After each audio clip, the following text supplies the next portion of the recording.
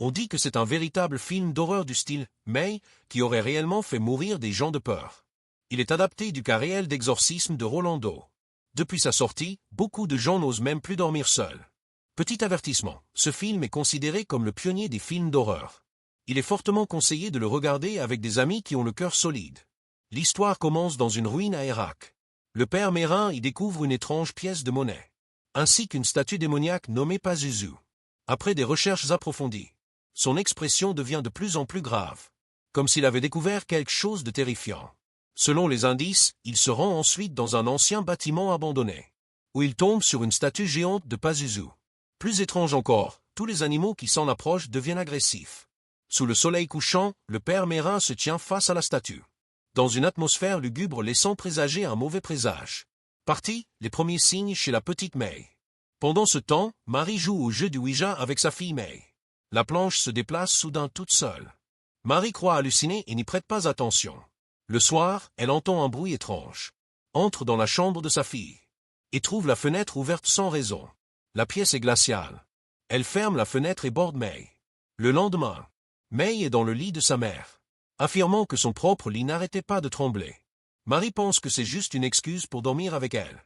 Lors d'un examen médical, un visage fantomatique apparaît furtivement, et May change brusquement de comportement, devenant étrange et agressive. Le médecin pense que cela vient du divorce des parents, et lui prescrit quelques calmants.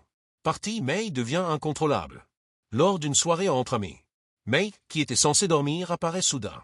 Marie s'excuse et la ramène dans sa chambre. Peu après, un cri perçant retentit.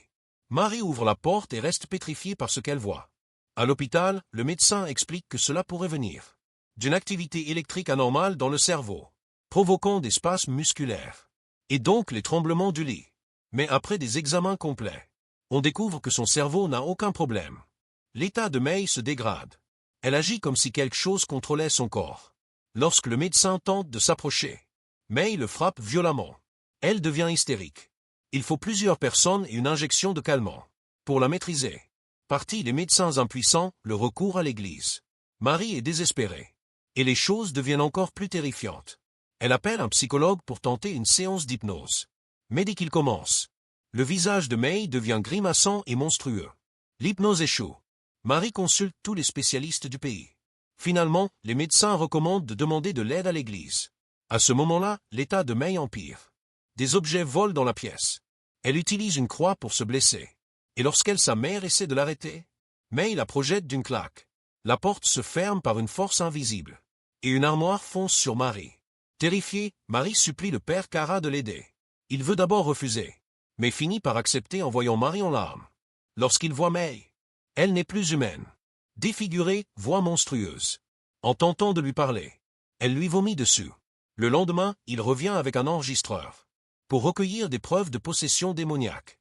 Le démon montre ses capacités, mais refuse de les répéter. Alors Cara verse de l'eau bénite, et May réagit violemment, prouvant qu'elle est bel et bien possédée.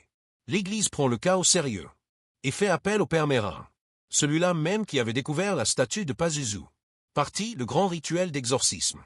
Le soir même, le père Mérin arrive, et avec Cara, ils mettent leurs robes et prennent l'eau bénite. Ils entrent dans la chambre pour commencer l'exorcisme. À mesure qu'ils récitent les prières, le démon hurle de douleur. May vomit sur les prêtres. Le lit tremble violemment. Le démon se déchaîne, se libère de ses attaches, et se met à léviter dans les airs. La scène est terrifiante et impressionnante. Peu à peu, les prêtres affaiblissent le démon. Pazuzu révèle sa véritable forme, mais retourne rapidement dans le corps de May. Le père Mérin, épuisé, doit interrompre le rituel. Parti, le sacrifice final. Pendant la pause, Cara retourne dans la chambre. Le démon prend l'apparence de sa mère pour tenter de le manipuler. Cara s'effondre mentalement. Le père Mérin accourt, constate que Cara n'est plus en état, et lui demande de sortir se calmer. Il reste seul face au démon. Lorsque Cara revient, il trouve Mérin étendu au sol, mort. Le démon rit. Cara, fou de rage, le frappe. Mais Pazuzu en profite pour posséder son corps. Sous son contrôle, Cara tente d'étrangler May. À la dernière seconde, il retrouve une lueur de lucidité, se jette par la fenêtre, et choisit de mourir pour emporter le démon avec lui.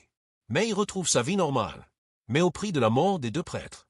À la fin, Marie part avec May, mais dans la suite, Pazuzu revient la hanter.